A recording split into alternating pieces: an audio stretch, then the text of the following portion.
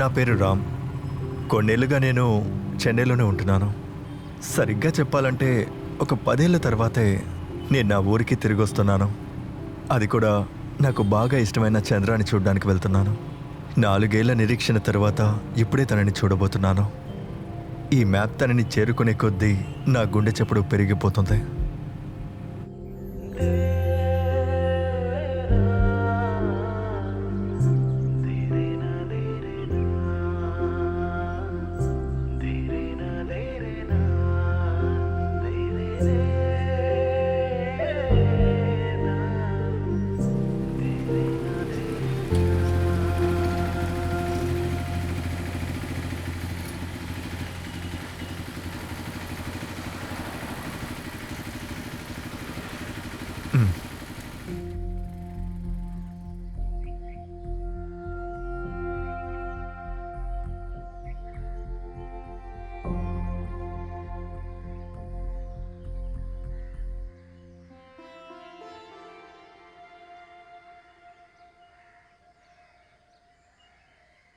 Hello madam, ఎక్కడున్నారు? నేను చూసేశాను. అలాగా, ఎక్కడున్నారు? కాసేపు వెతుకుతావని ఊరుకున్నాను. అయ్యో, అదంతా కుదరదు మ్యామ్. ఎక్కడున్నారు? ఓకే, సరే.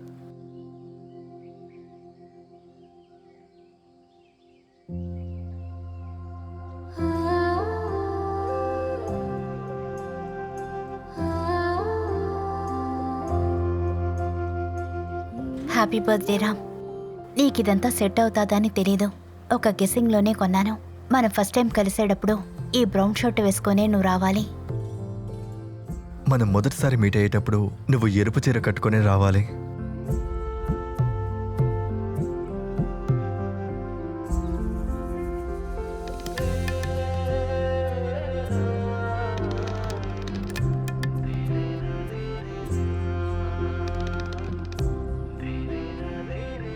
ఎందుకు ఏం మాట్లాడటం లేదు? ఎప్పుడు నన్ను మాట్లాడనివ్వకుండా నువ్వేగా అంతా మాట్లాడతావు. లేదు, నేను నీ ముందుకొచ్చి నిల్చుంటే మాటలు రావట్లేదు. ఎందుకలా? మన మధ్య అటువంటిది ఏమైనా ఉందా? ఒక్క నిమిషం.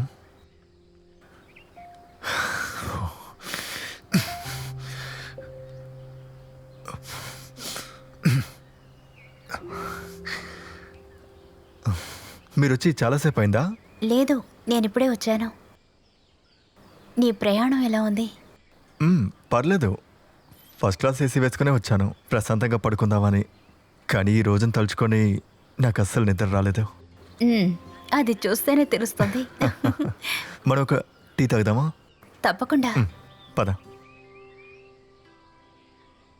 నువ్వు చెన్నైలో ట్రైన్ ఎక్కానని చెప్పేంత వరకు నాకు చాలా కంగారుగా అనిపించింది. నువ్వు ఒకవేళ పోయినసార్లా రాకుండా ఉండిపోతావేమో అనిపించింది. పోయినసారి సిచ్యువేషన్ అలా జరిగింది, కానీ ఈసారి నిన్ను పక్కాగా మీట్ అవ్వాలని అనుకున్నాను. కరెక్ట్గా ప్లాన్ చేసుకుని వచ్చాను, సో ఏ ప్రాబ్లం రాలేదు.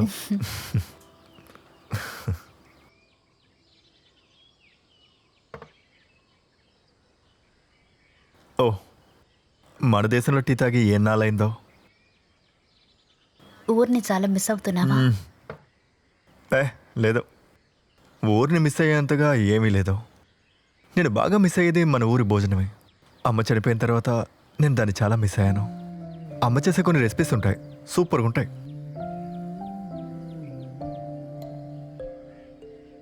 ఇదిగో, తెరిచి చూడు.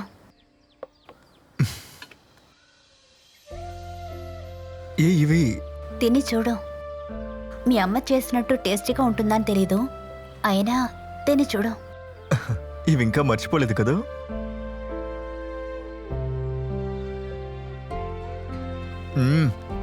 అద్దరిపోయాయి. నిజంగానా? నిజంగా సూపర్గా ఉన్నాయి.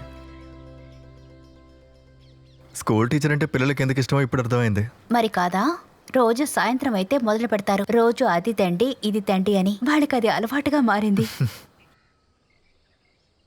చంద్ర,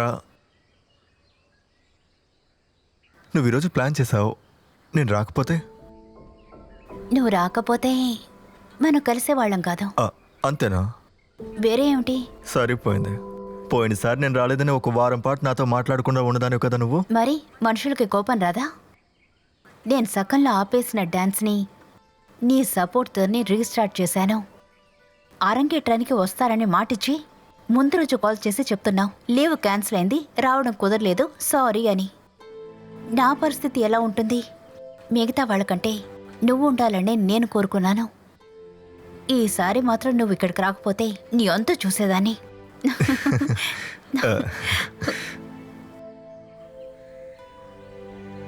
శిల్పాకి ఇది పంపిద్దాం. శిల్ప వచ్చుంటే ఇంకా జాలీగా ఉండేది. తనకొక హాస్పిటల్ ఎమర్జెన్సీ వచ్చింది, లేదంటే తను తప్పకుండా వచ్చేది. తను రాకపోవడం కూడా మంచిదేలే.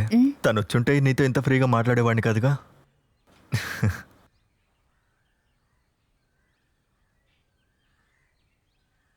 మన విషయం గురించి ఆలోచించావా? ఏదో ఒక ఊరు నుంచి వచ్చి మనమిద్దరం ఒక దగ్గర పరిచయం అవుతున్నాం. ఇదిగో ఇప్పుడు ఇలా కూర్చున్నాం. మ్యాజిక్లా ఉంది. లైఫ్లో జరిగే ప్రతి చిన్న విషయానికి వెనక ఏదో ఒక కారణం ఉంటుందని అనిపించలేదా? అలా లేకపోతే నేనలా శిల్పాకి పరిచయం అయ్యాను. తన ద్వారానే కదా నేను మన గ్రూప్లో జాయిన్ అయ్యాను. అక్కడే కదా నువ్వు నాకు దొరికావు. అన్నీ ఏదో రకంగా కనెక్టెడ్గా ఉన్నాయి కదా. మనం మొదటిసారి మాట్లాడుకుంది గుర్తుందా? మరి మర్చిపోగలనా? మనం ఆ రోజు గొడవ పడ్డాం కదా. గొడవ పడ్డామా? నేను ఏమి రాసినా అందులో ఏదైనా మిస్టేక్ అని పెడితేనే నీకు సాటిస్ఫైగా ఉంటుంది కదా. నేనేదో కంగారు పడి నీ నెంబర్ని కూడా సేవ్ చేసుకున్నాను. నువ్వు అప్పుడప్పుడు ఫోటో రెడీ చేసి స్టేటస్ పెడతావు. దాన్ని చూస్తే మండిపోతుంది. గుర్తుందా? నేను బిర్యానీ రెడీ చేసినప్పుడు నువ్వేమన్నావు? నువ్వే ఉంటే నువ్వే తినాల్సింది కదా, ఎందుకు ఊరికి చూపిస్తున్నావు అని. నాకు వచ్చిన కోపానికి ఆ రుచి బ్లాక్ చేయాల్సింది ఎందుకో తెలియడం లేదు. నేను అలా చేయలేదు. దాందే ఉంది. ఇప్పుడు ఇక్కడ ఉండే అదృష్టం.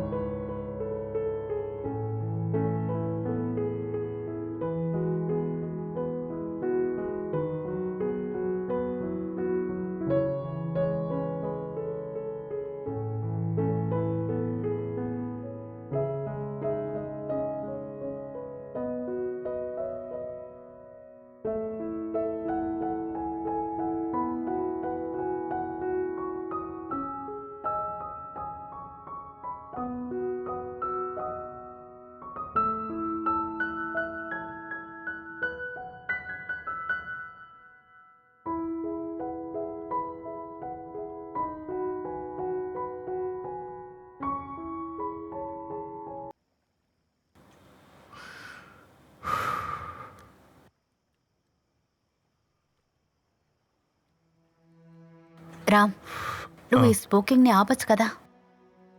అక్కడ ఉన్న పని టెన్షన్కి నాకు ఉండే రిలీఫ్ ఇది ఒక్కటి మాత్రమే. ఇది కూడా లేకపోతే అంతే. ఈరోజు పొద్దున్న ఒకటి, ఇప్పుడు ఒకటి, అంతే. నేను టచ్ కూడా చేయలేదు. ఇదే నేను ఆఫీస్లో ఉంటే ఎన్ని దమ్ములు కొట్టేవాడినో నాకే తెలీదు.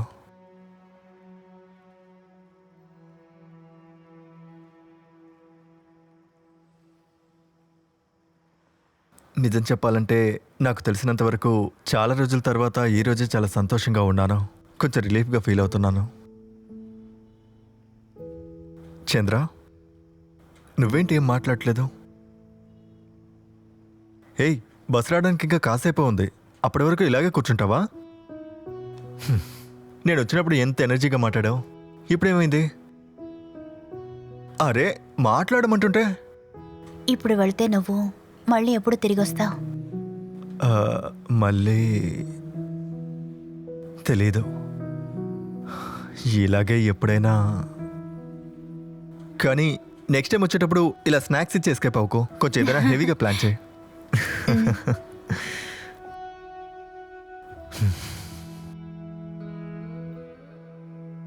నేను నీ పాత లెటర్స్ అన్నీ చాలా మిస్ అవుతున్నాను.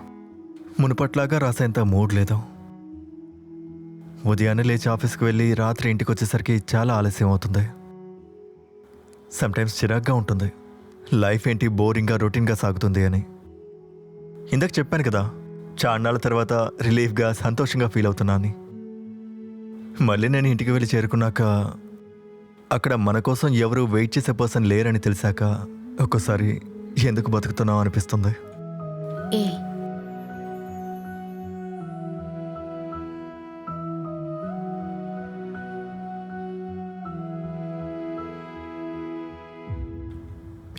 బయలుదేరదామా?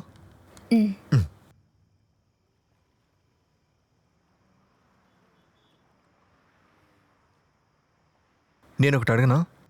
అడుగు. నేను నీకేమవుతానో చెప్పు. నువ్వు నాకెవరు అనేది ఒకే మాటలో సమాధానం చెప్పగలనని నాకు తెలియడం లేదు. ఏజే ఒకే రీజన్. నా స్టడీస్, ఫ్యామిలీ అదంతా వద్దని నిర్ణయించుకున్నాను. ఆ రోజు అదంతా నాకు కరెక్ట్ అనిపించింది. కానీ ఒక స్టేజ్ తర్వాత నాతో ఉంటారని అనుకున్న వాళ్ళందరూ సడన్గా వెళ్ళిపోయిన తర్వాత నేను ఒంటరిదాన్ని అయిపోయాను. డివోర్స్ తర్వాత ఎలా మొదలు పెట్టాలి, ఎక్కడి నుండి మొదలు పెట్టాలో నాకేం తెలియడం లేదు. అప్పుడు నాకు ఒక 24 ఏళ్ళు ఉంటాయా? నిజం చెప్పాలంటే చావడానికి నాకు చాలా భయంగా ఉండేది. ఎవరు నమ్మాలి, ఎవరు నమ్మకూడదు నాకు అసలేమీ తెలిసేది కాదు. ఆ తర్వాత నాకు నేను మాత్రమే అని తెలిసిన తర్వాత ఆగిన చోటు నుంచి మళ్ళీ రీస్టార్ట్ చేశాను. ఆ రోజు నేను ఉన్న దారుణమైన చోటు నన్ను అడగడానికి, నన్ను అర్థం చేసుకోవడానికి, నేను ఇన్వైట్ చేయకుండా నా జీవితంలోకి వచ్చిన మనిషే నువ్వు. అలాంటి నువ్వు నాకు ఎవరని, ఒక్క మాటలో ఎవరని చెప్పడానికి నాకు తెలీదురా. రామ్, నువ్వు ఇప్పుడు అడిగిన ప్రశ్నని నేను తిరిగి అడిగితే నువ్వు ఏం జవాబు చెప్తావు?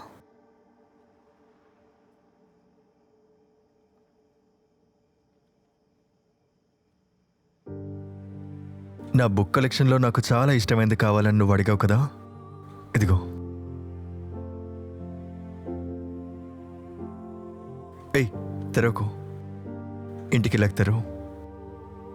నీ ప్రశ్నకి సమాధానం అందులో ఉంది.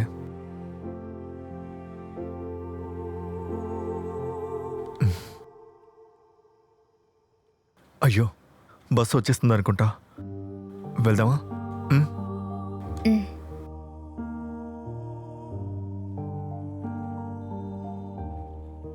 రామ్, నువ్వు బస్సులో వెళ్ళి చూడ్డం నా వల్ల కాదు. అందుకని ముందునే వెళ్ళిపోతాను. చంద్ర, నేను పిలిస్తే నా లైఫ్లోకి వస్తావా?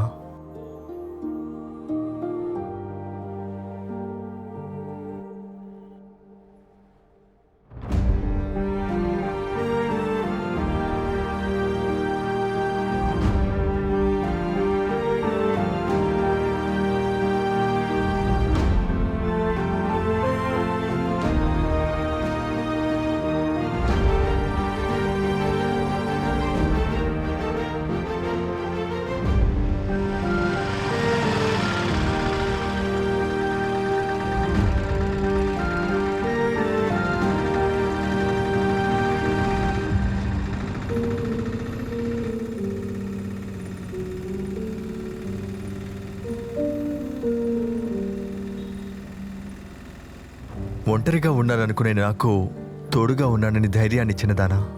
ఈ 28 సంవత్సరాల్లో అమ్మ కాకుండా ఇంకో అమ్మాయికి హృదయంలో చోటిచ్చానంటే అది నీకు మాత్రమే.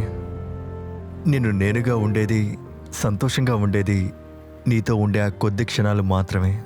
గడిచిపోయిన ఎన్నో రాత్రులు, ఎదురు చూస్తున్న ఈరోజు, నిన్ను కలిసిన ఈ నిమిషాల్ని నా హృదయంలో పదిలపరుచుకుంటాను. నీ ప్రియమైన రామ్.